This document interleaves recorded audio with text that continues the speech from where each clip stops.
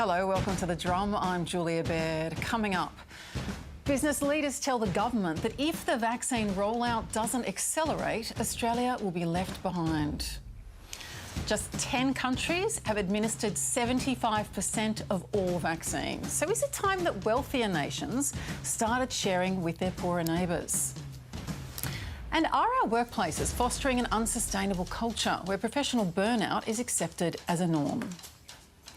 Joining me here on our Easter Monday panel, UNICEF Ambassador and broadcaster Adam Liaw, who made pancakes this morning and gave me a great tip just then. Do you want to say what it is? I do them in the blender, and I actually add the liquid ingredients before the dry because then that helps the blades spin. There we go. You don't get that a lot on the drum, but you've got it today. Peter Hartcher, have you got any recipe tips to share with us? I can't compete. I can tell you how to burn a steak on a barbie, but, you know. Yeah, OK, we'll come back to that later on in the old burnout section. All right, Peter Hartcher is political editor and international editor of the Sydney Morning Herald. In Melbourne, general practitioner Dr Preeya Alexander, who is actually having some time out and just breaking into to come and talk to us. Thank you, Preeya. Thank you. And in Adelaide, lawyer and mother of a tiny little baby girl, Corinne Grant. Congratulations, Corinne. It's so good to see you. Thank you. Same, Julia. Now, if you want to join us on Twitter, you just have to use the hashtag #TheDrum, and we are also on Facebook. Now, first of all, here's some good news. Australia recorded its single biggest day of COVID vaccinations last Thursday, almost 80,000. Now, for the bad news, that's still well short of the 200,000 a day needed to reach the goal for all adults to have their first doses by the end of October. Over the last month, we've seen arguments break out between the federal government and the states, a lack of information of where the country's at, and continued confusion on how to book a vaccine. Now business leaders are speaking out, saying things need to speed up. We've offered up Sydney Airport as a mass vaccination facility, and I'm sure there are many other businesses that would offer to help as well. We should be looking to pull every lever possible to get as many people vaccinated as quickly as possible. The travelling public has no confidence in their ability to book a holiday interstate. The benefits of getting this right is absolutely massive, and the costs of getting it wrong are huge. Well, today it was announced that twice as many GP clinics will be offering the vaccine by the week's end. Last week we had over 1,500 general practices involved in the vaccine rollout.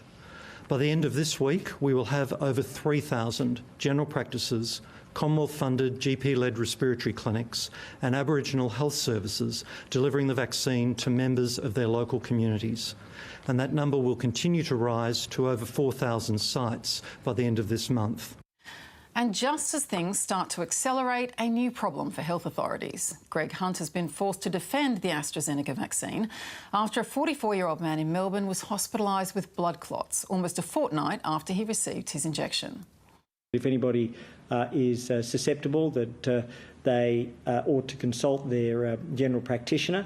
This very considered medical process reaffirms exactly why, even though some, and I understand this, took a counter view, why Australia sought to have a full, thorough and absolute safety process in assessing the vaccines. And I think the course of events reaffirms that this is the right approach.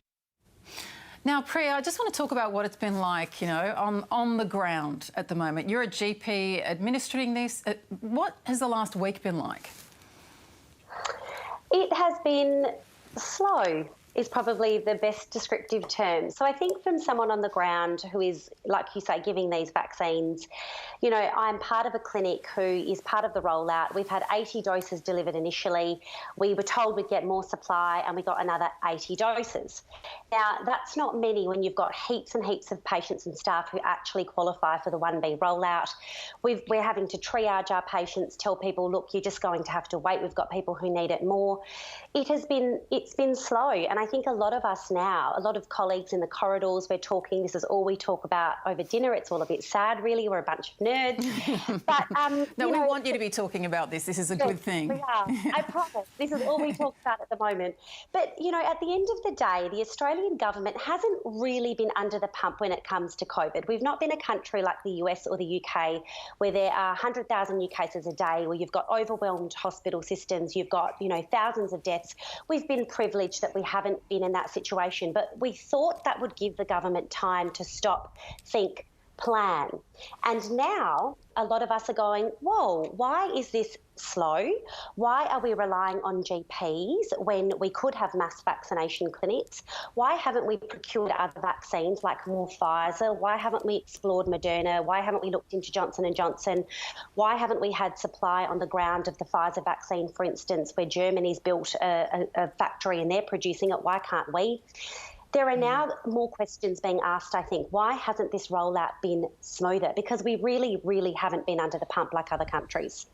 Now, I used the term frontline before, which is exactly what you are, but you're technically not classified as a frontline worker when it comes to getting the vaccination, right? So you have to work in hospitals or ambulance or paramedics to get that. What kind of impact does that have on you and your colleagues to have to wait to the next stage? So this has been a hotly debated topic. Again, this is what we talk about around dinner tables. I think that GPs generally, and this is, there will be colleagues of mine watching who go, yes, it's true. We are undervalued both within the medical profession and by the government. That is, we see that time and time again, the way we are remunerated, the way the government deals with us on things like this vaccine rollout. Now, I can understand why not every single GP has been qualified as 1A. That makes sense. But we are frontline healthcare workers. We do see patients day after day, many of whom who do have respiratory symptoms have not had a COVID swab. We are at risk. And I have colleagues who are, I have a 70-year-old colleague in my clinic who has medical conditions who desperately needed a Pfizer vaccine, and he advocated for that and he was denied a Pfizer vaccine. I have another GP colleague who is immunocompromised due to cancer treatment, couldn't get a Pfizer vaccine. Now, my husband is 35 years old and he's a plastic surgeon and he's fit and well and he's had 2 doses. And he has said to me, I don't know how it works. And we've said over dinner tables, we don't expect this rollout to be smooth and perfect. We'd rather imperfect and quick and rapid and, on the mark. But there are things like this where you go, my goodness, some GPs will be at higher risk and they do qualify for the vaccine. And there are politicians who had it and board members on hospitals who've had it who have no clinical contact with patients, and there are at-risk GPs who haven't. And it's not good enough, I don't think. OK. Look, for more on this, we're joined by Chairwoman of the Coalition for Epidemic Preparedness and former Senior Public Servant, Jane Holton. Jane, welcome to The Drum. Now, good evening. Good evening. Now, we hoped for 4 million vaccinations by the end of March, and it's about 1 million. We know that Azerbaijan and Mongolia are administering their vaccines at faster rates than we are. Is this good enough? Well, I think you have to firstly ask yourself the question, where did those vaccines come from, and are they of the same quality as the ones that we are going to be getting? We are getting vaccines from 2 very reputable suppliers, and I think, as probably most of your viewers know, we didn't get 3.1 million doses we were expecting from Europe, and that really has put us behind at the beginning, and we're about now to ramp up. So would I like it to be faster? Yes, I most certainly would have. Do I understand why it hasn't been? Yes, I also do understand. Now, Jane, you've had vast experience as a top bureaucrat in the Department of Health. Now, from the outside to a lot of people, this kind of looks pretty messy, a lot of unanswered questions. What does your experience tell us about, or do you have any particular insights into where the hold-ups might be? Well, to start with, what I'd say to you is we're all busily comparing ourselves to the United States and the UK, where it's true they have both rolled out vaccines much faster than us. But if you look at the state of health in that country, courtesy of COVID, and how many people have died, I don't think any of us would swap places. What the government chose to do was to, if you like, spread our bets by trying 5 different vaccine candidates in terms of the people we would do deals with. 2 of those are ones that have already been approved and are now being rolled out. That's the Pfizer and the CSL AZ vaccine, which I think people are very familiar with. Now, did we possibly miss an opportunity by securing more deals. That's maybe true, but I actually think what they did in spreading our bets was the right thing, not putting all of their eggs in one basket. And one of the things I'd remind everybody of is that over 3/4 of all of the vaccines globally that have been distributed so far have gone to high-income countries, in fact 10 countries in total. And if you look at the world much more broadly, we have huge inequity in the distribution of vaccines. And while I do have great sympathy for individual practitioners saying, you know what, I'm actually at risk and I'd like a vaccine, I just ask everyone to pause for a moment and imagine what it feels like if you're a doctor in Papua New Guinea right now. And we're going to get to the global situation in just a moment. But I guess the question is, Jane, are we doing all we can? Well, we probably could be better at talking to people about how this is going to roll out. I think it's a really fair criticism that nobody really knows how this is meant to roll out, who's involved, how do I get a vaccine. I reckon everyone on this panel and probably everyone watching has had a conversation with somebody they know. In my case, I've had more people I can count saying, I'm 1B, Jane, and I can't get a vaccine. Why not? And the answer to that is pretty simple. It's going to take us 12 weeks to vaccinate everybody in the 1B group, and we all want to be at the front of the queue, but some of us aren't going to be. But I do think information, telling people what's going on, telling people clearly how and where to get these things is going to make a huge difference. It's pretty tough, I think, for people to figure out where they stand in the queue, how to get access, and also, is it reasonable that they haven't got one yet? So I think that would make an enormous difference. And as you rightly say, I was a long-standing public servant. I don't think necessarily bureaucracy is always the best at communicating with the general public. So big weakness. Adam, how do you think the communication's been? I think the communication could be a lot better, but then part of the limitation on that is that we can only communicate when there's information to communicate. You know, there's misinformation doesn't have that problem. They would communicate when there is no information, but for proper information, you actually have to wait until there's something to say. And until we get the vaccine doses into Australia or produce them within Australia, it's very difficult to say exactly when this is going to happen. Okay, you're Group 2 or you're 1B, you're going to get your vaccine on this day or in this month.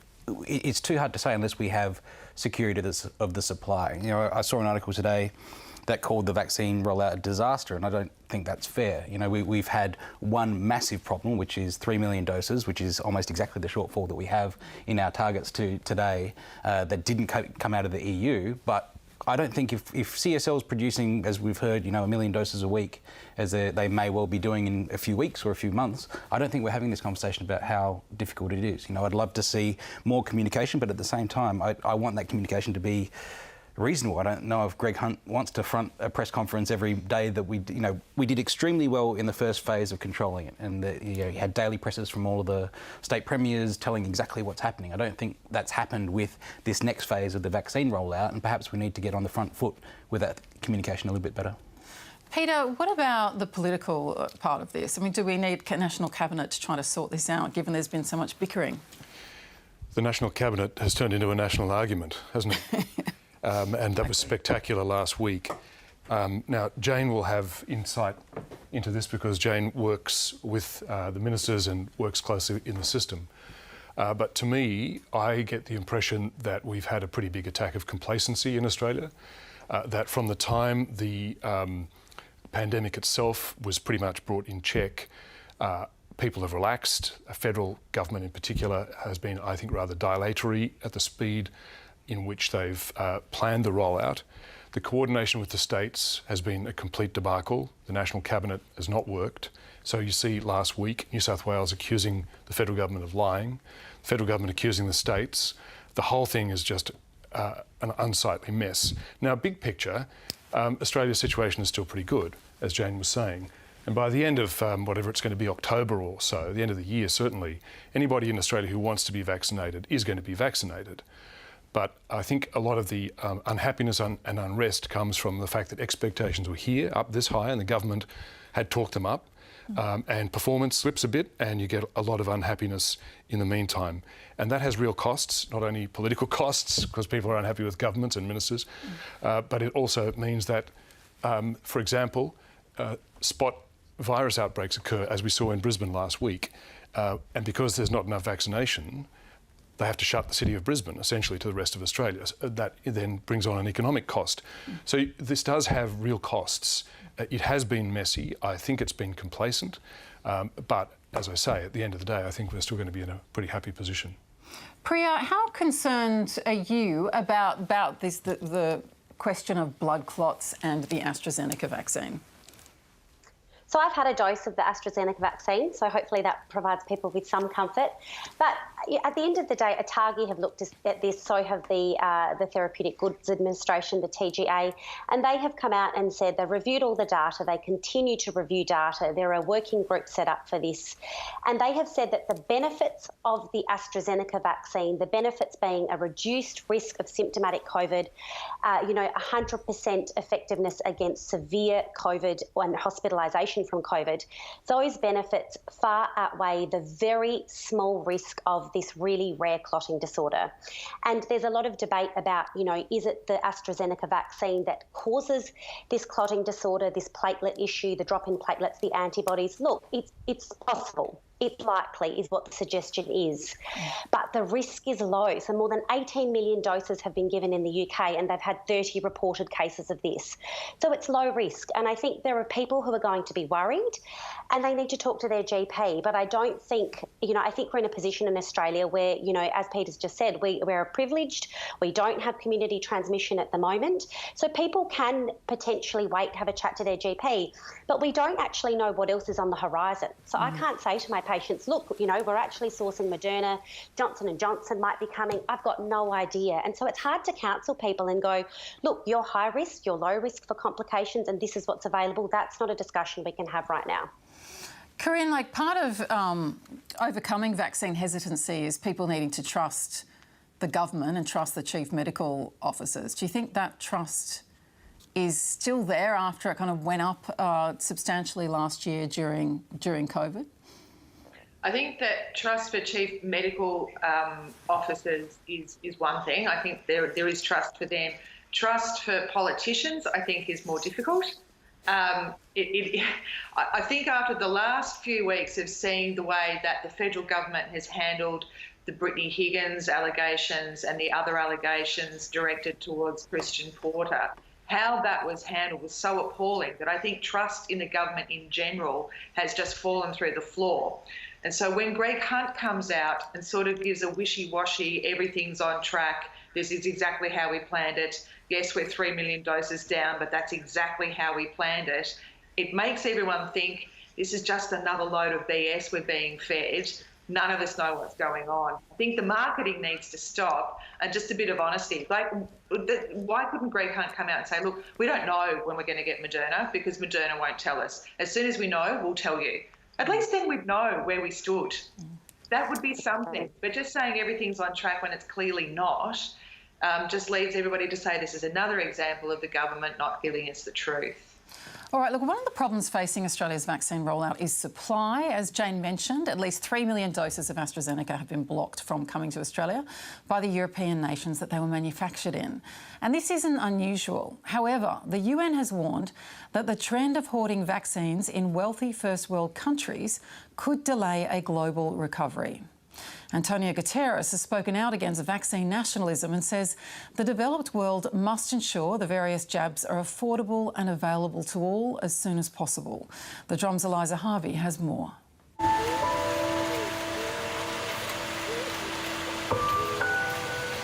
COVID is killing so many in Brazil that the burial teams are working through the night. We heard about vaccines, but the poor people are the ones who are suffering today. The death toll in Brazil stands at 330,000. It's one of many developing countries that are in the grip of a third wave of the virus and struggling to access a vaccine. The UN says vaccine equity poses a huge moral test for the developed world. Just 10 countries have administered 75% of all COVID-19 vaccines. Meanwhile, more than 130 countries have not received a single dose. When pandemic strikes, we are only safe if everyone is safe. The European Union has ordered 1.6 billion doses of vaccine for its adult population of 375 million. The UK, 219 million for its 54 million adults. Canada has ordered 5 times the number of vaccines it needs, while Australia has signed up for 150 million doses for our population of 26 million. It's also committed $123 million to the COVAX program, a global initiative run by the World Health Organization aimed at providing vaccines to poor countries. But that process has been bumpy. Australian epidemiologists see other solutions. To support the advocacy to waiver patents. So there is a mechanism in the World Trade Organization called compulsory licensing during a public health emergency. A precedent was Africa being able to procure or manufacture generic HIV drugs, and they were much, much cheaper. The best mechanism for increasing production and distribution would be voluntary licensing by the vaccine manufacturers.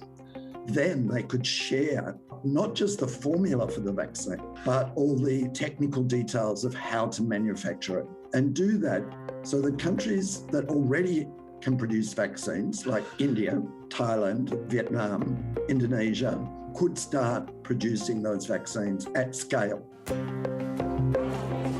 Professor Toole says it's unlikely that Australia, even once vaccinated, will open its borders until other countries have reached a herd immunity. Without resuming our tourism, our international students, and our immigration program, our economy is not going to recover. So it's very much in our self-interest to look regionally. One thing the Commonwealth Government could do is to develop a coordinated, integrated vaccination strategy for Australia and the region. Now, Jane, you've warned about the perils of, vaccine nationalism in the past. We've heard there's some examples of the kind of disadvantage it can put Australia at if disease kind of spreads amongst its neighbours. What should we be doing in this situation? Well, there's a couple of things here, and you're quite right. I've been warning about this for over a year now, and we're now actually seeing this play out. And sadly, some of the strategies we put in place to counter this, which was to be able to go and buy vaccines for these very disadvantaged countries through the COVAX mechanism, which I co-chair, sadly, we've been blocked even in doing that because people have put in these export controls.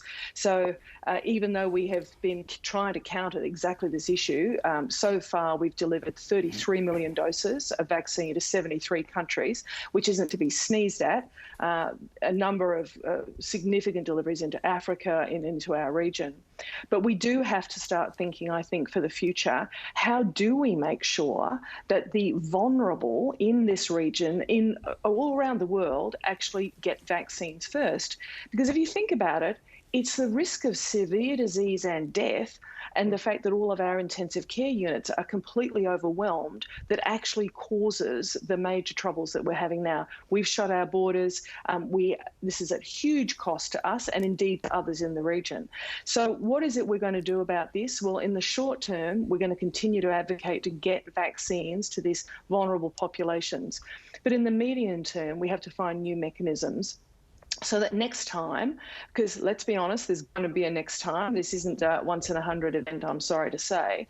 So next time, we actually are faster to get these vaccines to the people who are most vulnerable. And those numbers that you just heard, the total number of doses monopolised by high-income countries, I mean, that is a global scandal on any measure. Right. Adam, so given that, Australia's doing pretty well when it comes to COVID, should we be going, right, OK, let's get some of these vaccines over to Brazil? I think we probably look at our own region first, where it makes the most sense. We're now a producer of the AstraZeneca vaccine, and that's probably going to be one of the most important for the developing world because of the fact that it's relatively cheap. It can be transported by regular refrigeration. Those things make it very attractive for delivery around the region. And I suspect that our domestic ability to produce is going to outstrip our demand within a few months. And so it becomes very important for Australia to take that position of leadership in the region to do this. And it's not just, I guess, being a nice guy, or it's not just diplomacy, and it's not just countering, China moving into the Pacific or anything like that. It's also, from a public health perspective, these viruses mutate through replication. You know, we want to suppress this around the world, otherwise it's going to keep coming back at us. It's going to have reservoirs in different countries. We're going to have different strains of it coming. So we need to tackle this globally, and that's why, you know, the vaccine rollout for COVAX is the largest vaccination initiative in world history, because it is so important. Peter, you know, there's some anxiety around the fact that also that Australia seems to be competing with China, because China has been getting a lot of vaccines out to various countries and helping them in that respect. There's concerns that some people say that could have strings attached, or maybe it's just an expression of soft power. But shouldn't those countries be lapping it up if they're getting it from China? It's a question of leadership, isn't it? Yes, that's true. So it is a public health asset, but it is also, vaccines are a currency of global influence, as well as a humanitarian act.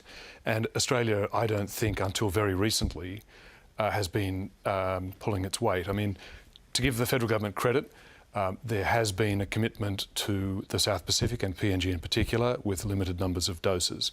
There has been the commitment to COVAX, which Jane co-chairs, and that's a financial commitment. The other thing most recently is we saw a possibility open up now that we've got an American president who isn't pursuing an isolationist me first policy.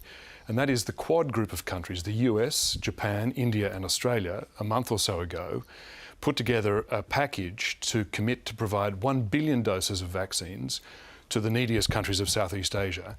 Now, that's not going to happen. The deadline for that is, it's not going to happen until the end of next year. But it reminds us, I think, of the really big missing piece we've seen in this pandemic, and that is US leadership. If there's a global problem and the US isn't stepping in to create some sort of global framework to lead, nobody does. It's meant that the WHO has been pretty much very limited in what it could do. The Chinese government has been acting in its own narrow interests, not trying to coordinate anything broader. Australia could have, I think, done a much more active effort in our own region, in the Pacific in particular, which are a very vulnerable group of countries, and more broadly in Southeast Asia. Our Foreign Affairs Minister has been busy not dealing with this because she's been very busy not dealing with the crisis of justice for women at the same time. I think there's been a huge lack of energy and ambition in this field. But with the advent of the Biden administration, you suddenly see some global leadership and the sort of attention to, I mean, that billion doses, that is a really significant investment that those 4 countries are going to participate in, including Australia. It's just a shame it didn't happen a year ago. Jane, you're nodding there. Yeah, and can I make one comment about this? It's worth remembering that actually what the wealthy countries here have done is they've given cash, not vaccine. And one of the things we've been advocating for is that's all fine and good, but give us vaccine as well. And the United States, they actually have AstraZeneca vaccine that they're not using. So we've been advocating to the US. They've lent some to Mexico and they've, I think, lent some to Canada. Well, why couldn't they lend or otherwise give some of that vaccine that is sitting on shelves, not going into arms because the American regulator hasn't yet approved it?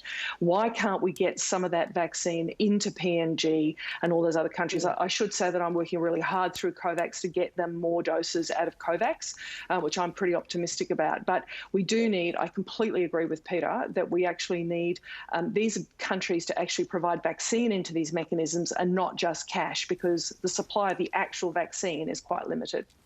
I should also like to say as well, Australia also has a lot of expertise, both within government and NGOs, in vaccine delivery. NGOs like UNICEF and things are experts in delivering vaccines into other countries, particularly outside of Australia and in the Pacific. So we supply a vaccine is one thing, but also we need to be assisting with the actual rollout as well. Yeah, right.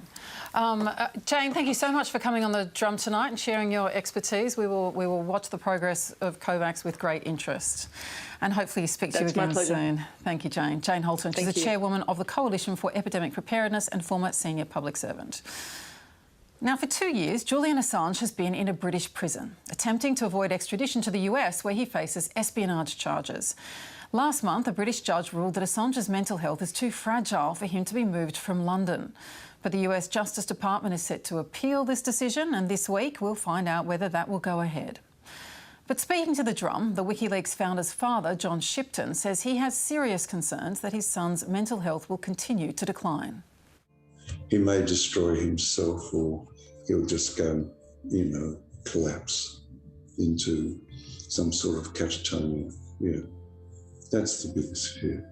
So people that I've spoken to over the years who have been incarcerated tell me this, that what activity and actions on the outside of the jail that reverberate back into the jail, they give you strength.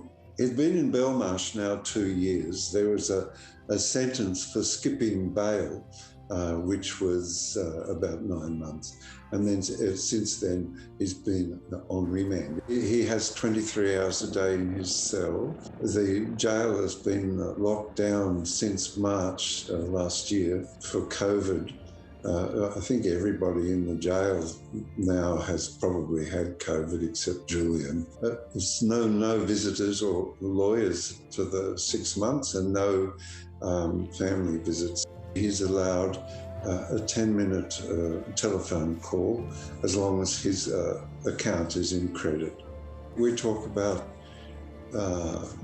gossip, family, because of its warmth. In the second part, we start to try and sort of work what I can do to help. And you get sort of involved in that, and this conversation starts, and then whack, it's guillotined. It's very frustrating. He still has the circumstance where you never know where these things are going to end, which in itself is very, very uncomfortable. Corinne Grant, what do you think the position of the Australian government should be when it comes to supporting Julian Assange or opposing the extradition to the US? Having a public position would be a good start. Growing a spine on the issue would be a good start. He is an Australian citizen, and we seem to be supporting other Australian citizens around the world who've been detained in Myanmar or Iran or Egypt, and we provide all kinds of consular assistance to those people. And yet on Julian Assange, we're either silent or, as Scott Morrison has said before, no one is above the law. Well, he hasn't been convicted of anything yet. So before that happens, I think that we should be treating Julian Assange the same as we treat all other Australian citizens. He hasn't been convicted of anything at this point in time. He's been held in remand for 2 years. His mental health is deteriorating. We should be doing something about it. We've sent a small delegation over to the US to speak there. I think Barnaby Joyce was a part of that. I hope Andrew Wilkie did most of the talking. A bunch of other people were involved as well. But Scott Morrison is silent. He needs to stand up and say something. If the extradition to the US goes ahead, if this appeal goes through and on we go, what kind of precedent will that set? So it's an interesting case in terms of what the US is seeking to prosecute. The charges against Julian Assange are for crimes, US crimes, that were not committed on US soil. So Julian Assange was not in the United States when he is alleged to have carried out the acts that the US alleges that he's carried out. Yep. So this is problematic for all journalists, all citizen journalists around the world. You could be doing anything at any time, and the US could then say, well, we've got a law against that and we wish to extradite you. So if he is extradited, the UK is sending a message to the rest of the world that they're okay with the US doing that. What other countries might then follow suit. I think it's deeply problematic. The extradition would be deeply problematic on that level. And then what would happen in the US once he's over there, what a court would decide in the US is also, well, who knows? Who knows what would happen? But the whole issue is more amorphous and more uncomfortable than I think any of us should be willing to accept. Peter, what is at stake in this trial when it comes to press freedom and the future of journalism? Well, there's a definitional question, which is whether he's a journalist. But even if he's not, because what he's charged for under the 1917 Espionage Act is publishing information given to him by confidential government sources. So that would surely apply to journalists were he found to be guilty of that. Exactly. Well, the reason, I mean, it was exactly because of free speech concerns that Barack Obama commuted the sentence of Chelsea Manning, the alleged co-conspirator. And a US citizen. With Assange. Right. Yeah. So that is a legitimate concern, and it's a real concern. The hard core of the Australian position on this and the US position on this is the same, and it's not often spoken plainly and bluntly, but it's this. The US wants to crush, the US intelligence system wants to crush Assange because it sees him as an example of somebody who can help distribute US classified information and apparently get away with it, and they're determined not to let him get away with it. They want to crush him. In Australia, the Australian intelligence, defence, national security establishment has the same view. They agree with their American colleagues. They share intelligence with each other. They share the same view of Julian Assange. They want him crushed. And that's why you see so little action and interest out of the Australian government, whether it's Scott Morrison or all the way back to Julia Gillard. I mean, there's just no real interest in either major political party in Australia in his case, and that's the hard core of the reason. So that is diametrically opposed to the interests of free speech. Right.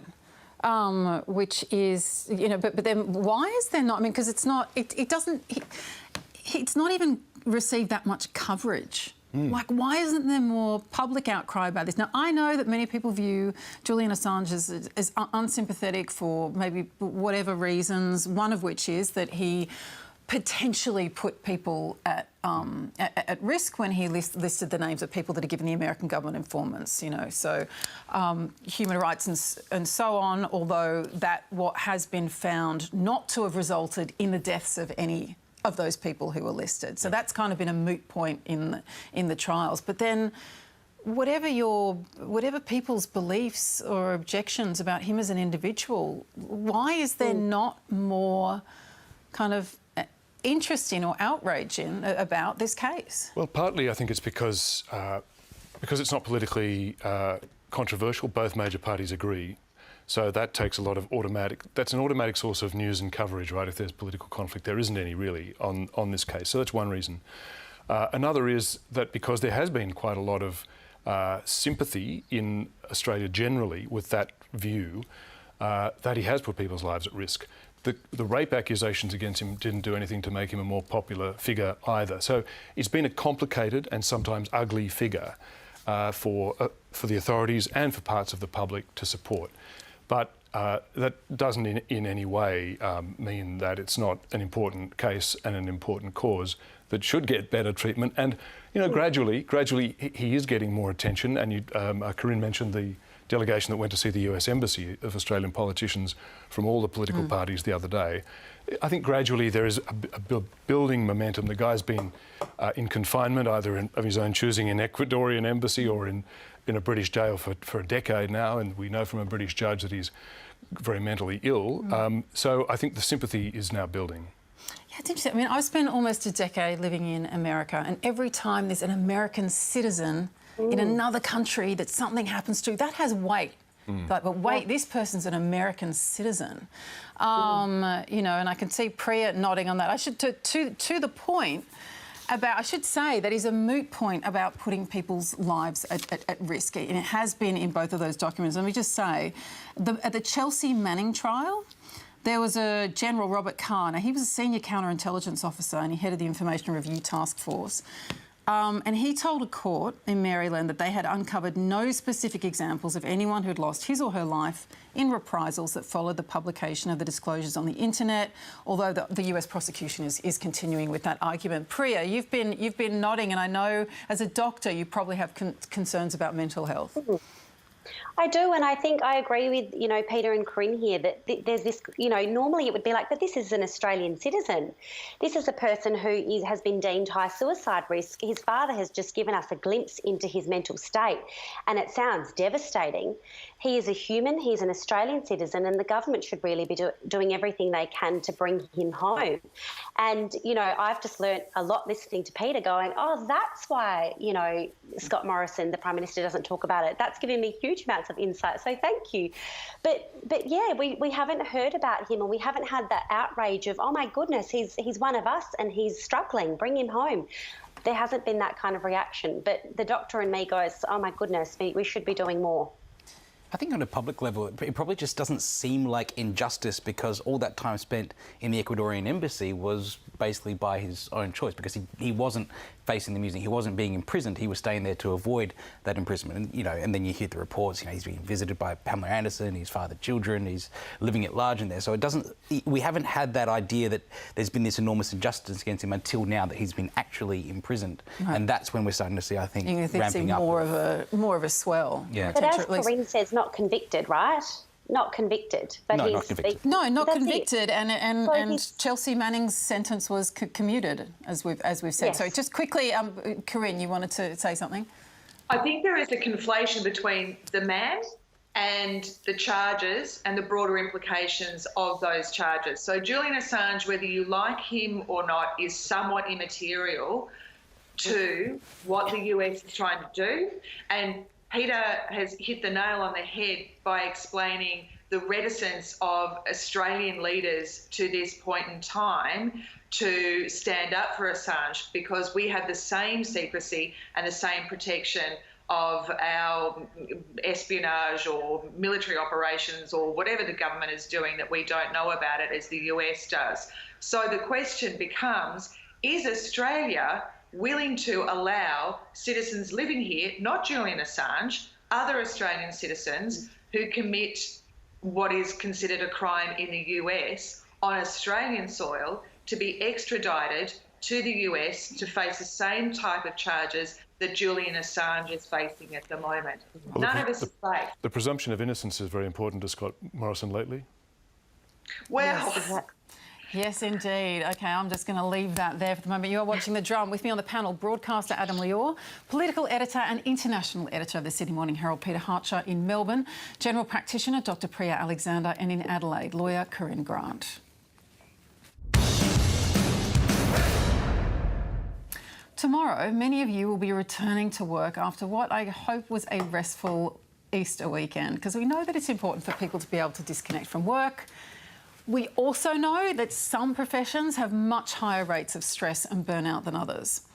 A Beyond Blue study has found depression among doctors is particularly high. Over 8% of female doctors and 5% of men say they're depressed, compared to 6.9% and 3.7% in other professions. And when it comes to burnout, although doctors report emotional exhaustion across all ages, it is significantly higher among juniors. Almost half of 18 to 30-year-olds feel burnt out, compared to just over a third of 31 to 40-year-olds. Now, these statistics will be all too familiar to doctor and author Julia Cadota. Her new book, Emotional Female, tells the story of why she ultimately had to walk away from the public hospital system, and she joins me now. Welcome to The Drum. Hi, Julia. Thanks for having me. Now, I love the title of your book. Can you tell us why you decided to call it that? It actually came from an insult. I was called that during work in 2018, and I decided to reclaim that work, a little bit like Hillary Clinton being called nasty woman.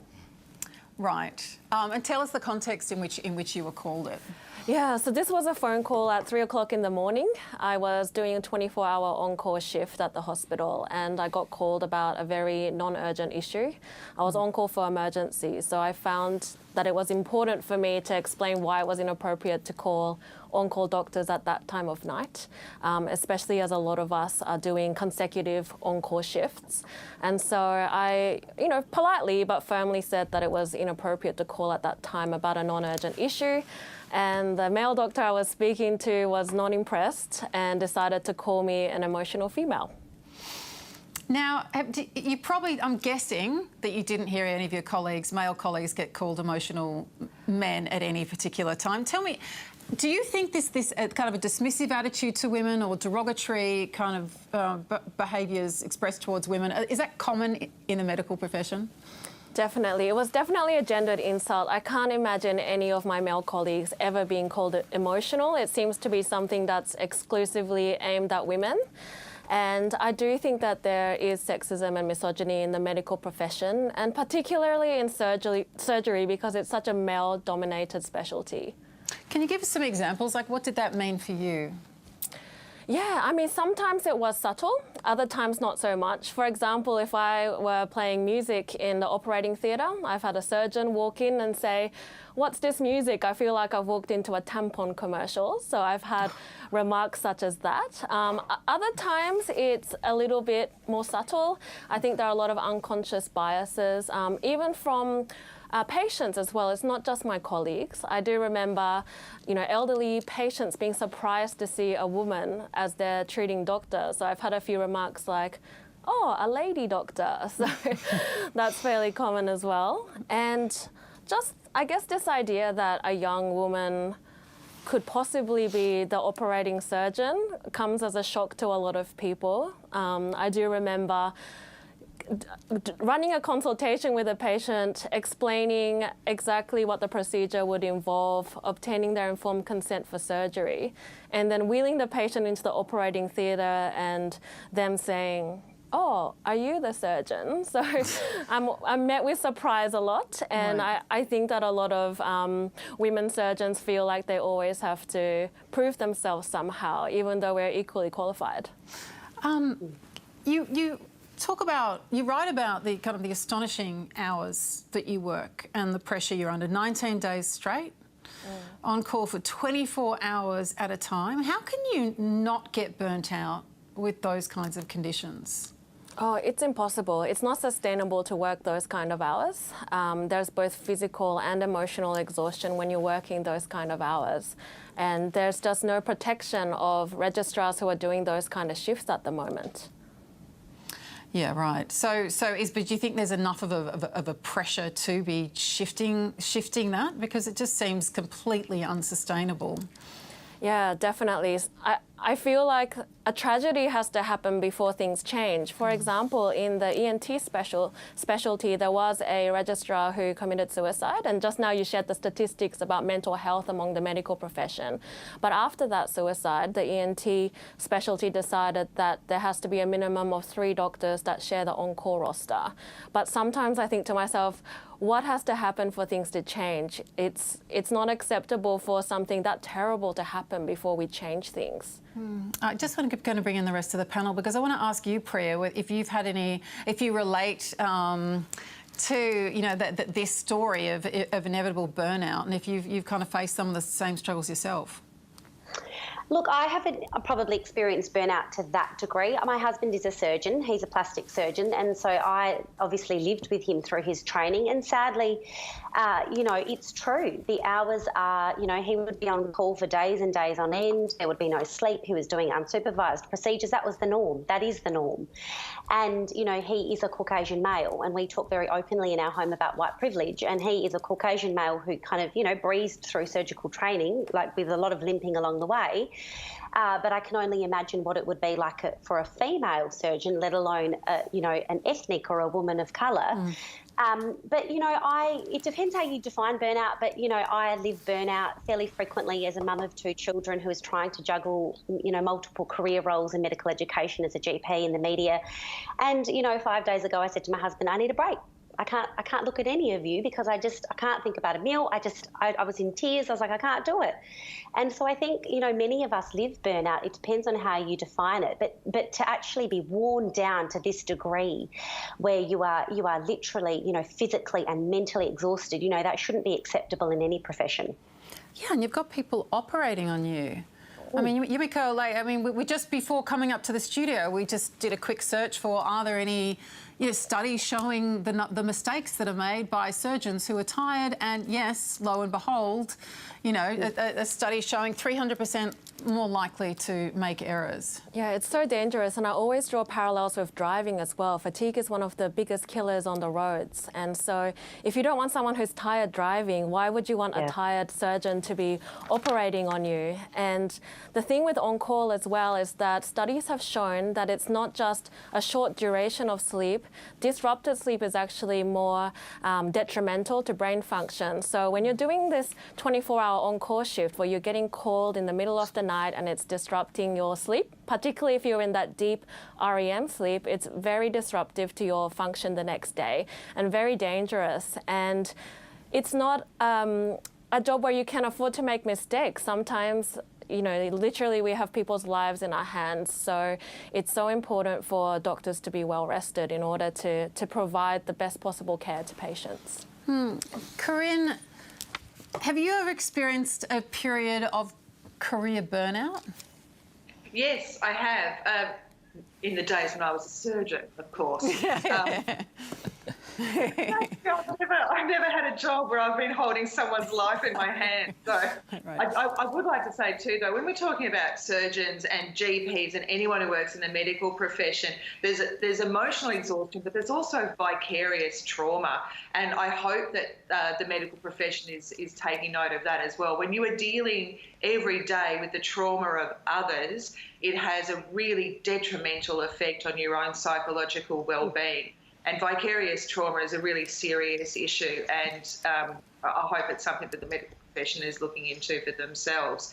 I've been burnt out a couple of times. Back when I was a performer, I was doing 2 national television shows, a national radio show and a sketch show all at the same time, plus corporate work. It was incredibly exhausting. I was being pulled in 7 different directions every single day, and I went to a photo shoot, which is one of the least difficult things to do. You just have to have a face full of makeup slapped on you and then sit there and smile, and I couldn't do it. And I had a complete breakdown and left, and I'm sure I was called the equivalent of an emotional female. I was called a princess for not being able to cope with it. But you never know what's going to trigger you, right? You never know the thing that's going to set you off.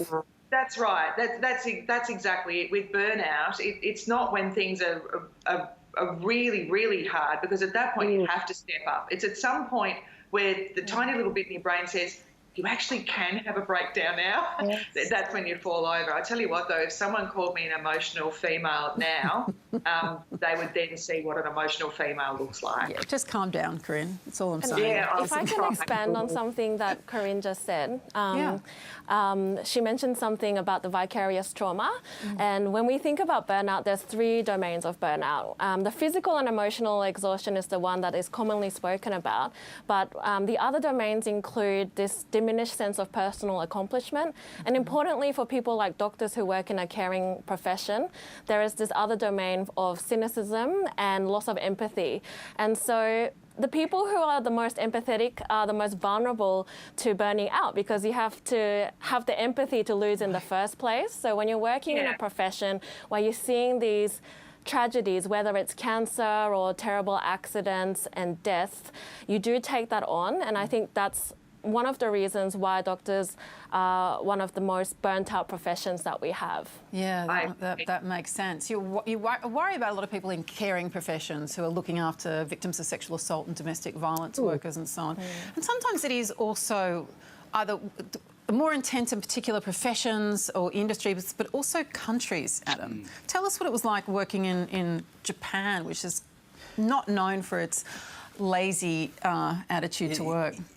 It's a massive issue. Overwork in Japan is an enormous issue. When I went to Japan, it was also a shift for me from private practice law through to in-house legal, which is often considered to be a much less stressful and less kind of high-pressure gig. But I remember my first job out of law school. It was like a cartoon where they open a door and you have to review these documents, and there's literally 3 million documents you have to go. And I slept under the desk and was at work 24 hours a day, literally 24 hours a day. Didn't leave for a week, kind of thing. You'd have showers at work, that kind of work. And so when I moved to Japan into in-house practice, it was supposed to be a much easier gig. I still found myself working very long hours, but because I was in a management position, part of the culture in a Japanese office is that you don't leave until your boss leaves. And so I had to really, you know, I came from this field where you had to work really hard because every second you worked, every 6 minutes you worked was an extra billable unit for Yes. the firm, to trying to sort of shift to this more results-based way of working. And so I was very clear with my staff that I was going to leave at the end of the working day, which is 6 p.m. in Japan. I will leave at 6 p.m. every single day, so you can go home whenever you want as soon as the working day is finished. And to me, that was more about trying to foster a culture that was not fetishizing hard work, because I think we do that far too much. Yeah. It's like hard work is always a positive. It's not just the path to success, it is a requirement for success. But in some ways, I think my own personal philosophy is that hard work can often be a sign that you're not working efficiently, that you're not taking care of yourself, that you're not actually doing the best possible job you can be doing. And so whether it's at an individual level, as an employee, at a management level in a company, or even at a society level, I think we have to stop fetishizing hard work and encouraging people to actually take more balance into their life. Yumiko, I'm also conscious that with studies of trauma, they show that that women can experience it more because of dealing with racism, with sexism in certain environments. People of colour can have a worse experience of trauma in any given work environment because of experience of racism there. Was that also a problem for you? It was. I experienced both sexism and racism in the workplace. Not always from colleagues, but patients as well again. So I remember a patient saying to me, after seeing me walk in, "Oh, I'll have an Aussie, thanks." And that was probably the most shocking example of racism I experienced as a junior doctor. So these are very, sometimes not so subtle, but layers that build up over time. So it's not just the physical hours, but all these other things that happen at work that built up to, I think, my experience of burnout and eventually developing clinical depression because of those things. And we also don't talk about the kind of the unconscious biases and the microaggressions that happen in the workplace. And that really takes a mental toll on you as well. Yeah. It's such an interesting book, and you've told your story so well, Yumiko. What do you want people to kind of take from it? When we think about burnout, we think about the pressure we put on ourselves and the expectations on other people. What do you want them to, you know, put your book down and walk away thinking about? Yeah, I'd like to echo the sentiment that Adam was talking about before, about not fetishizing hard work, and that there's so much more important things than work, and we often define ourselves with our roles. And I want people to detach from those external factors, because I often say to medical students, medicine is what you do, not who you are. So to be able to separate yourself from work, especially when you work a lot, when you work so many hours, you kind of become your role rather than yourself. And so I really want people to put their own physical and mental well-being first. No job is more important than that, and that's the main message I want to get across through the book. And hopefully by reading it, it might give some people who are in a toxic workplace some courage to walk away. All right, well, thank you for your courage, Yumiko. It's a really wonderful read. If this topic, I should say, has raised any issues for you, please call Lifeline on 13 11 14 or Beyond Blue on 1300 22 46 36. And that is it for tonight. I want to thank Adam Liaw, Peter Hartcher, Preeya Alexander, Corinne Grant, and our guest, of course, Julia Cadota. So tomorrow night, Ellen is going to be back with you. I hope you have an excellent evening. Good night.